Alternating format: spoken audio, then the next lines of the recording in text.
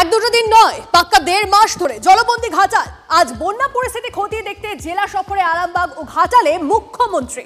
হুগলির আরামবাগে প্লাবন পরিস্থিতি খতিয়ে দেখবেন মমতা বন্দ্যোপাধ্যায়। জেলা প্রশাসন সূত্রে খবর, বন্যা কবলিত এলাকা পরিদর্শনের পাশাপাশি তিনি কামারপুকুর শ্রীরামকৃষ্ণ মঠ ও মিশনের একটি অনুষ্ঠানেও যোগ দেবেন। আর ঠিক কি কি কর্মসূচি রয়েছে সমস্তটা নিয়ে কথা বলবো। আমাদের প্রতিনিধি তন্ময় আমাদের সঙ্গে রয়েছেন সরাসরি। তন্ময়, এই মুহূর্তে আশেপাশে কি পরিস্থিতি হয়ে রয়েছে সেটা তোমার মাধ্যমে একটু জানার চেষ্টা করবো, এবং মুখ্যমন্ত্রী মমতা বন্দ্যোপাধ্যায় তিনি সরেজমিনে যাচ্ছেন, তার কি কি কর্মসূচি রয়েছে?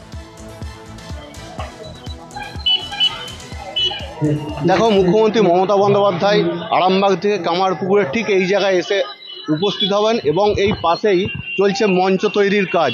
আমরা একটু দেখাবো ছবিটা। এখানে মঞ্চ তৈরির কাজ চলছে, জোর কদমে কাজ চলছে, খুব তৎপরতার সঙ্গে চলছে।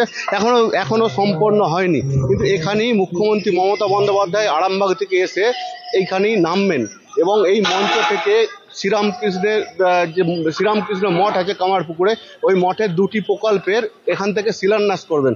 তারপরে এই আমার ডান দিকে ঘাটাল রোড, এই দিকে কিন্তু ঘাটালের উদ্দেশ্যে রওনা দেবেন।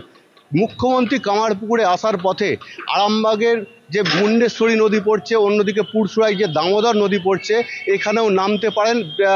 একটু বিশেষ সূত্রে জানা যাচ্ছে যে ওইখান থেকেই হয়তো বন্যা কবলিত এলাকাগুলি দেখবেন।